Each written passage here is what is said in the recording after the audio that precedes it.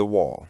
This is the most misunderstood symptom of all. The medical term is executive dysfunction, but to you, it just feels like paralysis. You have a task to do. Maybe it's folding the laundry. Maybe it's sending a text. You know you need to do it. You want to do it, but you cannot move. It feels like there's an invisible brick wall between your brain and your body. This is dangerous because it makes you think you're lazy. You watch other people just do things, and you can't understand why you can't. You wonder what's wrong with you that such simple tasks feel impossible. But here's what's actually happening. Your brain is starving for dopamine. Neurotypical brains can use importance as a fuel source, but the ADHD brain runs on interest. If the task doesn't provide a spark of dopamine, your ignition switch simply won't turn over. You aren't lazy, and the more you shame yourself for not moving, the thicker the wall becomes. Because now it's not just the task you have to do, it's the task plus the weight of all your self-hatred for not having done it already.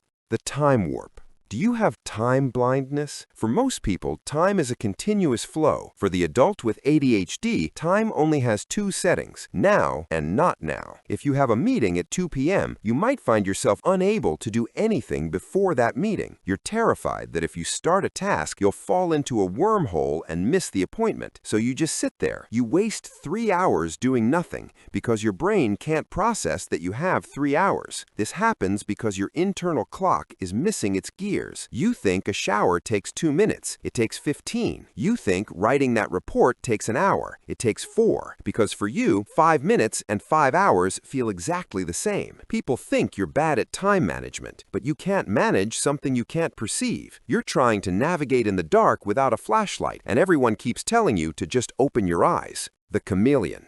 This is why you're so tired. It's called masking. Many adults with undiagnosed ADHD have spent decades learning how to pass as normal. You've trained yourself to make eye contact even when you want to look away. You force yourself to sit still when your skin is crawling. You write obsessively detailed lists just so you don't drop the ball. You aren't tired because the work was hard. You're tired because playing the character of a functional adult is a full-time acting gig, and you never get to break character. The better you are at masking, the less people believe you're struggling. Your boss sees you meeting deadlines and thinks you're fine. Your friends see you showing up and think you're handling it. But they don't see the absolute chaos behind the curtain. And because the performance is so convincing, nobody throws you a lifeline. The raw nerve.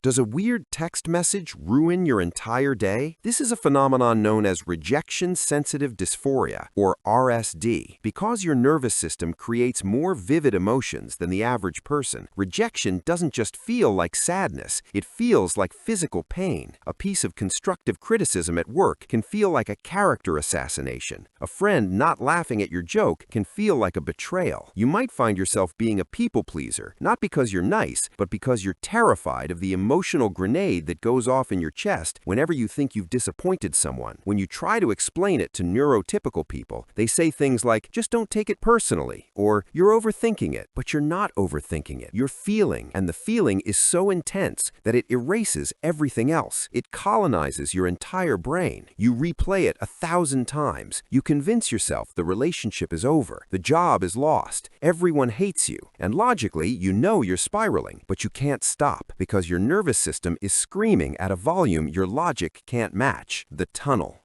We call it attention deficit, but that's a bad name. You don't have a deficit of attention. You have an instability of attention. While you can't focus on boring things, you have a superpower for the things you love. This is hyperfocus. When you enter the tunnel, the world disappears. You might sit down to work on a passion project or play a video game, and suddenly it's 3 a.m. You haven't eaten, you haven't peed, you haven't blinked. In the tunnel, you're a genius. Your brain is firing on all cylinders. But here's the catch. You cannot choose when to enter the tunnel, and worse, you cannot choose when to leave. And when you finally emerge, hours or days later, you're disoriented and surrounded by the wreckage of everything you neglected while you were gone. The blind spot.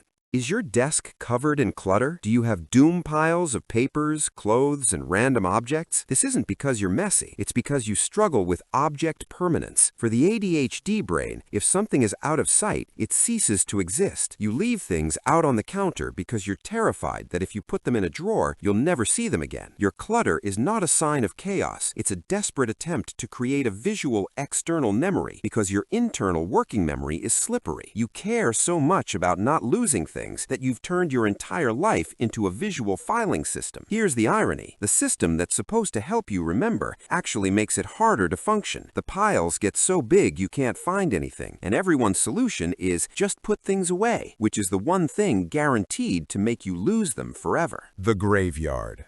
Do you have a closet full of expensive equipment for hobbies you haven't touched in years? A guitar you played for 2 weeks? A coding course you quit at 15%? A painting set that's gathering dust? This is the graveyard. It's the collection of your past obsessions. It happens because your nervous system values novelty over mastery. But once the novelty wears off and the grind begins, your brain shuts off the fuel supply. You feel shame when you look at these things. You make promises to yourself. This time will be different. But 2 weeks later, the new hobby joins the graveyard and the shame gets heavier. But here's what you need to understand. You're designed to explore widely, not deeply. The problem isn't that you're uncommitted. The problem is you're living in a world that values depth over breadth. But your brain is wired to sample everything, to gather knowledge from 1,000 sources, to be a generalist in a world that worships specialists, the hunter.